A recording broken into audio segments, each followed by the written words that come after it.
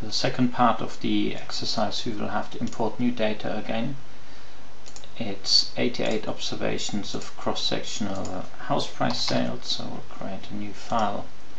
We'll have to go to import from file. We'll go to the file though, folder where the file is. It's this one. It's not the term structure sheet, but it's the house price sheet.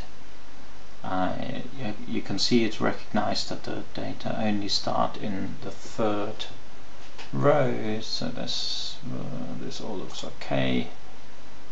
I'll just give these variables somewhat shorter names. Price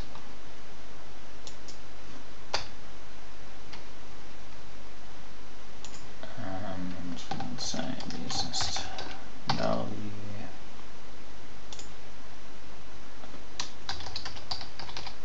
bedrooms.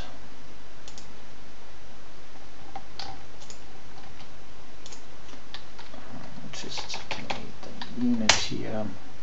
Well, okay. Let's do so. Finish here, and I'll just change the name here. I'll just say house size. So here are our variables. So we have the price, we have the assessed value, number of bedrooms, whether it's a colonial style house or not. That's this ones and zeros. 1 if it is, 0 if not. House size, lot size. That's the data we have. So let's see what the tasks are. First question, is the house price in the sample normally correlated? So again, of course, in here we're not talking about tests and normal distribution, but we can have a quick look at the house price. So here's our series. Just from looking at the data, it's impossible to tell whether that's normally distributed. We want to look at the distribution, so we look at descriptive stats, histogram and stats. So if you look at this histogram for starters, it doesn't, while it seems to be unimodal, it doesn't seem to be symmetric.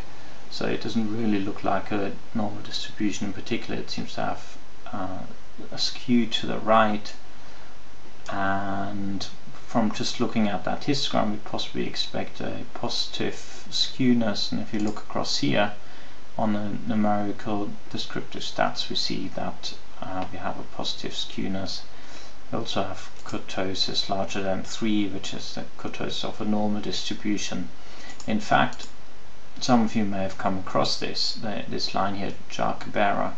This is actually a test for normality. The null hypothesis is that the distribution is a normal distribution, and you see there's a p-value to this Jar-Cabrera test. It's virtually 0, so that means you reject that null hypothesis. The data are not normally distributed, but just looking at the histogram would have been enough to tell us that. So let's check what the next task is. Estimate a regression if the house price is dependent, and house and lot size, number of bedrooms, and the colonial variable as an explanatory variable. So we'll do ls. Our first variable is the dependent variable, and we'll include a constant, lot size, house size, colonial, and bedrooms, and enter. And here's our regression result. And we're not going to do much interpreting here. You see that there are two variables, lot size and house size, that are clearly significant. Colonial and bedrooms don't really seem to be significant, especially the bedroom one seems to be somewhat surprising. Isn't it likely that houses with more bedrooms are more expensive? If you think about that, it's quite likely that house size and bedrooms are actually quite positively correlated. So in this case, the effect of the size of the house, which is highly correlated with the number of bedrooms, is here picked up by the house size. So let's look at the next task. check whether you can explain any of the misevaluation using any of the available other variables. Now misevaluation, what we mean here is we have the assessed value of a house, you need this equation, and the price of the house. Let us just for a moment open this as a group, and you see of course they are different. We could actually look on a graph. Here it possibly makes most sense to look at a scatter graph, and you can see we have the price on the horizontal axis, the assessed value on the vertical, and that's clearly a very positive correlation. But if the assessed values were perfect, these prices should all lie on the 45-degree line, and they're somewhat off. So the misevaluation is basically the difference of these observations from the 45-degree line.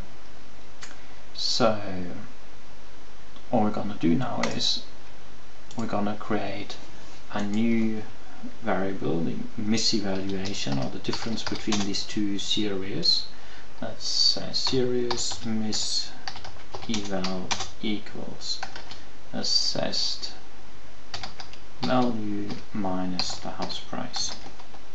So, and the question was now, can we explain this misevaluation with any of the other explanatory variables? So we'll want to have a regression of not price but misevaluation on all these other explanatory variables. So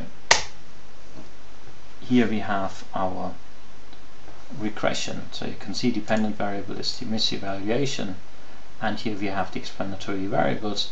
You can see that about 5.5% of the variation in the misevaluation is explained by the explanatory variables. That's not a lot, and in fact all the explanatory variables seem to be insignificant and not even close to being significant. So I think by and large we have to say that there is no sort of systematic misevaluation. For instance, that property evaluators tend to overestimate the prices of large houses. Okay, so no such effect seems to be prevalent here. Let's check the last task. For one of your regressions, graph the fitted values and residuals and copy this into a Word document. So let's say you're writing a thesis or anything, you have a regression result and you want to show a graph.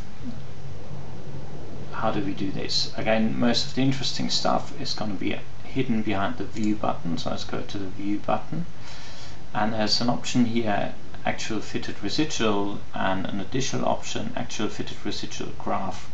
So if we click that, what we get here is a graph, and we have the actual values, that's the red ones, and the explained values, that's the green ones, and then the difference between these are these residuals. So let's say you wanted this graph plotted on the horizontal axis is just all the 88 observations in the order in which they appear on the file. So let's say you want that in a Word document. How easy is that? Well, it's pretty easy actually. Go to procedure, you go to object. Now, not all that intuitively, but go to view options, and here's an option, copy to clipboard. Let's do that. You can, I would actually untick both of these options. You can try what happens if you leave them ticked, or you can use color if you want to, but it's actually better to keep it ticked off. So click OK. Now we go to a Word file. I happen to have an empty one open here. Just Control V or paste, and in you get your file. Okay, so this is now your graph, which you can use in a Word document. So that's pretty easy. There's still a little bit of shading here. Let's see, that should be possible to actually, should be able to undo this.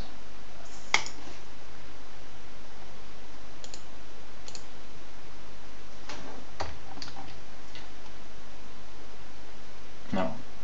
Okay, I'm not quite sure how to do that, so it's just a little bit of shading here. You can go in the figure options, and you can right mouse click,